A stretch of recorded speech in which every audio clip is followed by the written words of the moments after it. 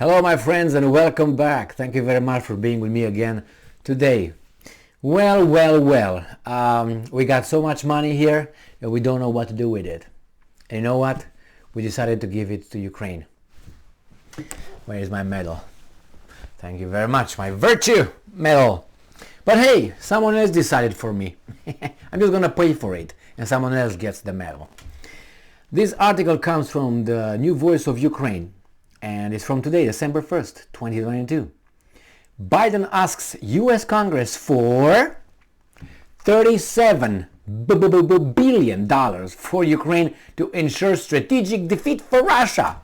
I mean, at this point they can ask for this amount of money and can say for, I don't know, for blue skies over Pacific. And it doesn't really matter. Nobody cares what the hell these guys are saying. And I have a question. Do you know who this person is? Yes, that's her. That's her. That's Victoria Nuland. Yes, she's a kosher. She became famous in our circles with her recording. Remember when she spoke with the U.S. ambassador in Kiev in 2014? Who are we going to put in place? Who are we going to put in place? That audio, I think, is still on YouTube. So she was working then as a Secretary of State as well or something like that. And she was telling everybody, speaking with this guy, who is United States going to do and put in place after the legitimate government will be Yanukovych, that was the government of Yanukovych, will be decapitated with the help of democracy, freedom and all that bullshit. So let's see what's going on here. U.S. President Joe Biden has asked the U.S. Congress for $37 billion for Ukraine, not only to help the country survive the ordeal of war, but also to defeat Russian dictator Vladimir Putin. You know, the dictator, he was democratically elected as you were, by the people that you don't like. Anyway, a Biden administration official said that the Kiev Security Forum on December 1st. Now, this is where this woman comes, you have to earn it. U.S. Undersecretary of State for Political Affairs Victoria Nuland said President Biden has asked Congress for additional funds so that Ukraine not only survives but also flourishes like a beautiful flower as a sovereign, protected and democratic country. Now, she is Jew, he's a Jew, Zelensky is a Jew, the Prime Minister of Ukraine is a Jew, the Minister of Defense of Ukraine is a Jew. The Chief of Staff is a Jew. That's Yermak. What's going on here? Blinken is a Jew. What's going on here? I'm pretty sure it's just a coincidence. Okay? Just a coincidence. Now, if this woman, Victoria Nuland, who was recorded planning with American ambassador in Kiev in 2014, who's gonna be what? Would you show your face in public again? I wouldn't.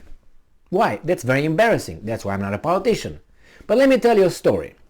This story is about Victoria Nuland put in parallel with another guy who was not ashamed to show his face in public. Alright, when I was about 13, 14, I was a very interesting boy.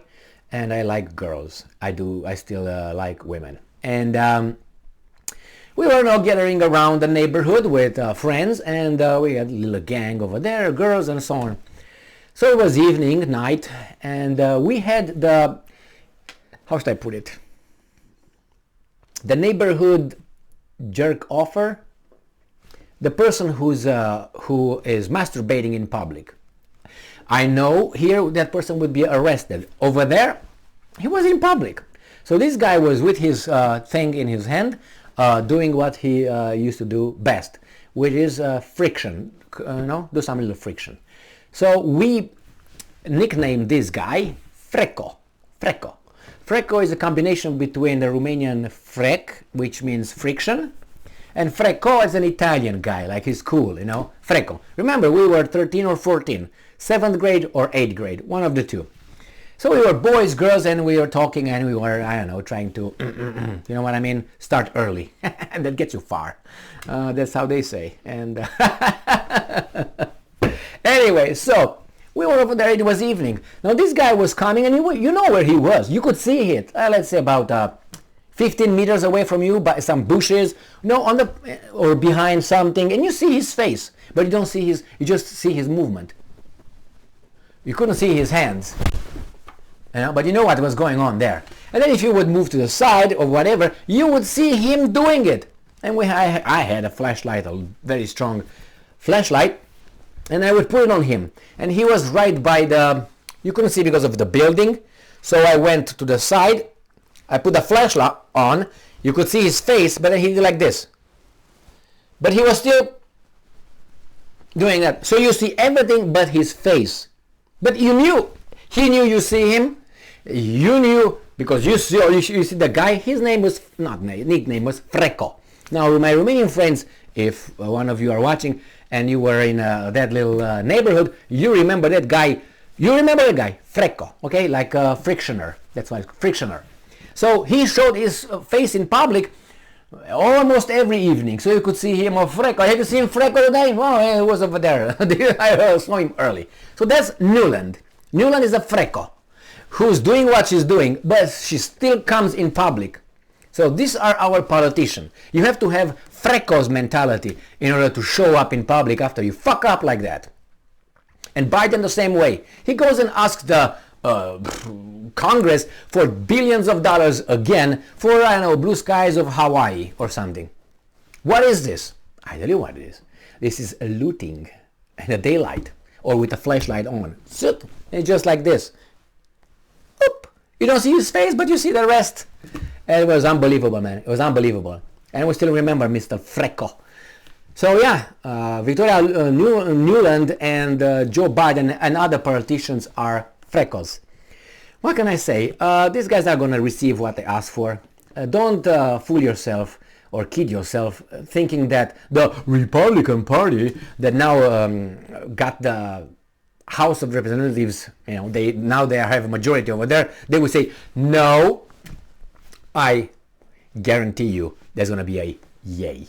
Why? Because that's how democracy works. Even though the military-industrial complex doesn't vote in elections, supposedly we vote here, then somehow they have more influence than us in whatever's going to happen there. So what's going to happen? Or in this case, Zelensky and Ukraine, they decide for us what's good for them, and they're going to charge us. So that's a problem. That's the problem with democracy. You vote for one guy, one Freco. That Freco gets over there and he's got freedom for 4 years, in this case of the president, freedom for 4 years to the country. And what they're going to do? And besides, if he's doing something that's, let's say, to a certain extent illegal, and he doesn't have the authority, until it goes through the process of going to the Supreme Court, and those guys say, wait a second, your little weasel mandate was illegal, by that time it's 2 years. In that 2 years, you're alive. Let's say they do every 3 months one of these mandates, 3 months, 3 months, 3 months, 3 months. And this, when the Supreme Court goes and deems the first one as being illegal or not legitimate, still the second one is still in function, works, and then by the time the Supreme Court gets to the second one, you got the third one, the fourth one. So that means these guys can keep you under mandates and mandates and mandates. Who gets in trouble? Nobody. Because hey, the process works. Well, after 2 years, imagine this. Imagine that you have a rapist, and this rapist gets pedophile rapist, however, pedophile, whatever you want to call it, but the rapist. Gets abduct the kid, gets locked the kid in the basement, and then he gets the kid for 2 years. You know what's going to happen over there in the basement, you know what I mean? Unfortunately. And then these guys say, hey, wait a second, we're going to charge after 2 years Mr. Pedophile for his abduction. And then he's going to still be around. He's not going to be in jail yet, but he's still another 2 years until they're going to go to court.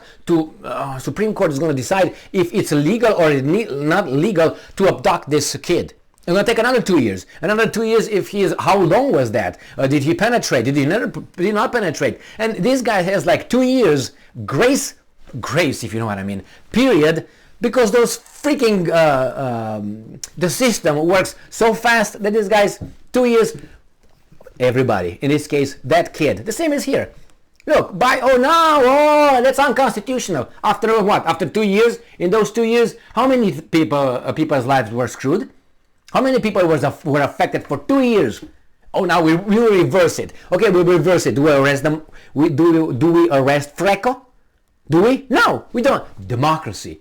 Huh? Now we're just gonna reverse the decision on his policy. In 2 years, what about him? The same with these guys that are our representatives. They vote, let's say they vote for something so idiotic that then they decide, okay, that's good, we vote for this. And then that goes to Biden or the president, he signs it, it becomes laws, goes to the Supreme Court to see the constitutionality of this. They look at it and then all that grace time between the Biden and whatever, they can implement it if they want. It's just, the same thing with, I'm talking about this presidential orders, or whatever they call them nowadays. They try to weasel out. The same. They do it, and emergency, we do this. By the time the Supreme Court decides, you've been in your home, in your basement, with everything, and all that. So yeah, approve that $30-some billion to Ukraine. Quickly. Because we need to defeat Russia. Yes. So kids, go to work. Don't go to school anymore. Go to work, and you guys too. And make sure you pay for defeating Russia. Because otherwise, Russia is going to enslave all of us.